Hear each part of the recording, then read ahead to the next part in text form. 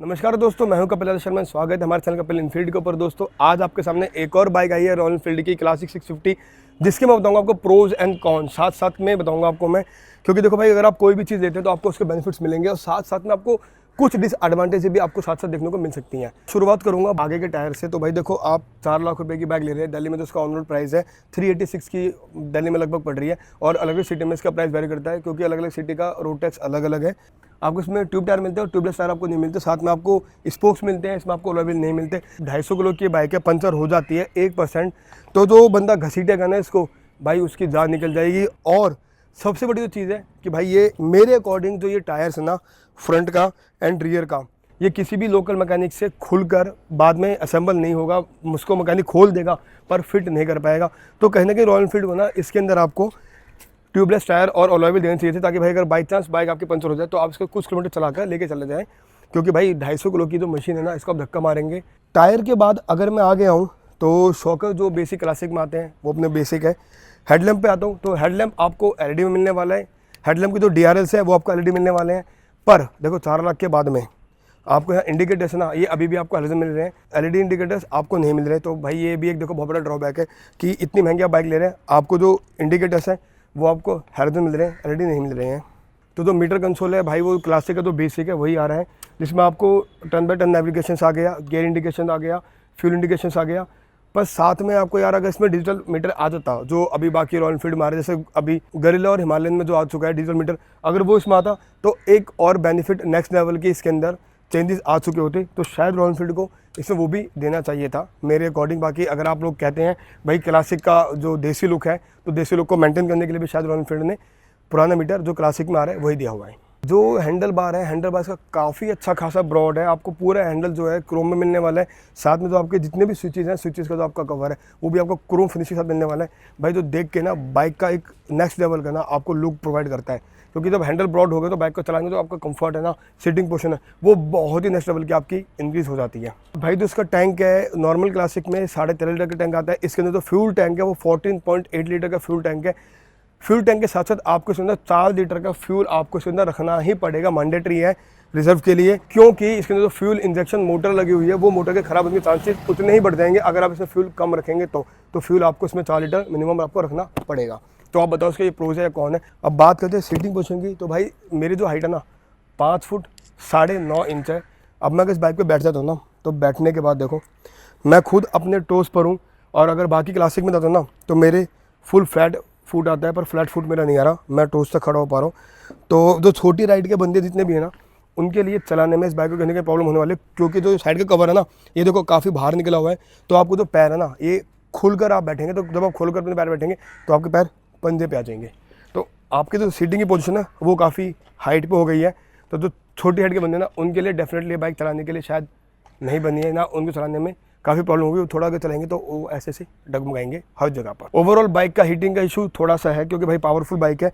अगर bike idol में खड़ी है तो आपको ऐसे खड़े होकर ना हीटिंग प्रोवाइड होगी, बट जब आप इस बाइक को चलाएंगे ना तो एयर के फ्लो से आपके पैरों पे हीटिंग जो है वो कम लगेगी। अगर आप ट्रैफिक में खड़े हैं तो ट्रैफिक में आपको हीटिंग बहुत ज़्यादा लगेगी, बट अगर आप रनिंग रोड पे चल रहे कंटिन्यू तो आपको हीटिंग इसकी बिल्कुल ही महसूस नहीं होने वाली है। फुट टेस्ट की बात करें भाई, तो देखो इतनी महंगी बाइक लेने के बाद ये फुट टेस्ट आपको बिल्कुल बेसिक मिलते हैं। तो फुट टेस्ट बाय स्टॉकली कंपनी 4 लाख की बाइक में आपको थोड़ा और मॉडिफाई करके दे सकती थी। वो एक्सेसरीज का पार्ट है कि आप इसके फुट टेस्ट अपने हिसाब से चेंज कर सकते हैं। थर्ड चीज़ है जो ग्रैब हैंडल है, वो मुझे पोजिशनिंग थोड़ी सी अलग लगी है।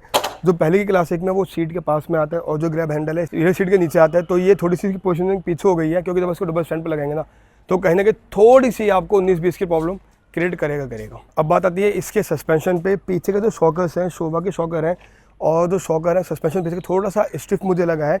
और कंपनी इसको स्टिफ इसलिए बनाया ताकि ये बाइक ना बिल्कुल बैलेंस रहे। 250 किलो की ये बाइक है, और इसकी जो पावर है ना, पावर पिकअप बहुत ज़्यादा है। जब आप इसको टॉप स्पीड चलाएंगे लॉन्ग रूट पे, एक दूसरे छोटा आपको देंगे, तो क्या होता है कि जिनके शॉकर सॉफ्ट होते हैं, सस्पेंशन सॉफ्ट होते हैं ना, वो बाइक रोड पे बाउंस करती हैं।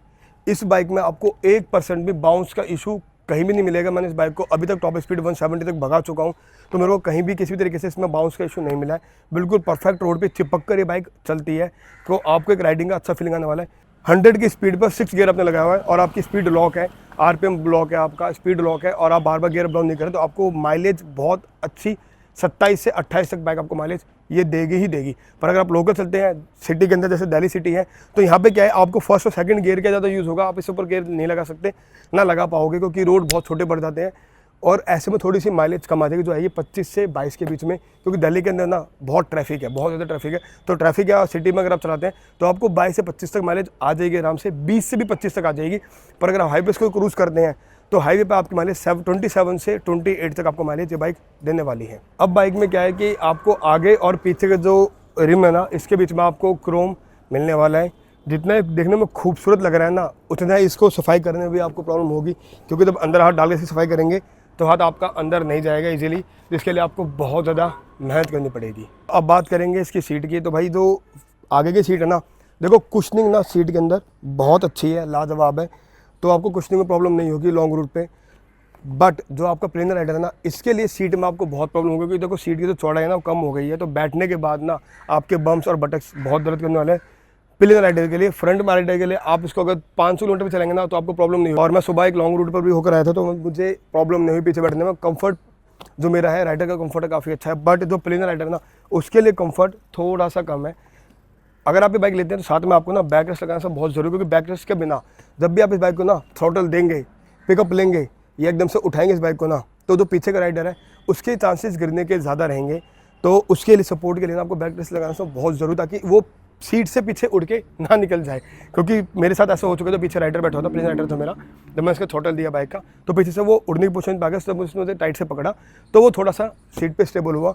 तो अगर पीछे का राइडर भी आपको पकड़ लेते हैं ना, तो राइडर के लिए भी कहीं ना कहीं डिसबैलेंस हो जाते हैं, जिससे बाइक के गिरने के चांसेस ज़्यादा होते हैं। तो ऐसा ना हो, इसके लिए आपको भाई पीछे इसमें लगाना पड़ेगा बैक रेस्ट, ताकि पीछे का जो पीछे का राइडर है आपका सपोर्टली बैठ सके। इसमें सबसे लास्ट एंड लीस्ट जो चीज़ मुझे लगी है ना, देखो जो इसके क्लच है और ब्रेक लीवर है ना, बहुत अच्छे हैं, बहुत स्मूथ है। क्लच भी कैलिपर क्लच है, बहुत सॉफ्ट है, बहुत ज़्यादा। बट जो ये सिल्वर कलर में आया है ना, इससे क्या होगा, जो आपके हाथ है ना ये बहुत जल्दी काले पड़ जाएंगे। तो अगर आप इसको यूज़ करते हैं, इस पर एक कवर आता है प्लास्टिक का ट्रांसपेरेंट, वो आप लगा सकते हैं, जिससे आपकी उंगलियां काली ना पड़े।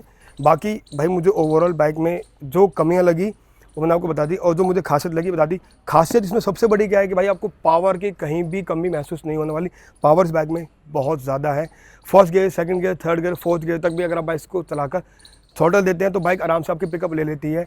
पिकअप में इसको कोई प्रॉब्लम नहीं है, पावर की कोई प्रॉब्लम नहीं है, सीटिंग कंफर्ट कोई प्रॉब्लम नहीं है। मुझे प्रॉब्लम इस चीज़ में किसी में नहीं लगी। बस जो प्रॉब्लम थी छोटी मोटी मैंने आपके साथ शेयर कर दी है। मेजर प्रॉब्लम मुझे इसमें बाइक में कोई भी नहीं लगी। जो होती है ना मेजर प्रॉब्लम भाई की आपको प्रॉब्लम होगी, दर्द होगा, बॉडी पोस्चर खराब है, वो ऐसा आपको कहीं भी मिलने वाला नहीं है। आपको कंफर्ट राइड का फील इस बाइक में मिलने वाला है, कंफर्ट और क्लासी राइड दोनों का एक साथ। तो दोस्तों आई होप आपको वीडियो अच्छा लगे। वीडियो का लाइक करना, साथ में कमेंट कर बताओ कि आपको जो कमियां बताई हैं वो कमियां आपके लिए कैसी हैं, और जो मैंने आपको बताई खूबियाँ इस बाइक की खूबियाँ वो आपको कैसे लगी हैं।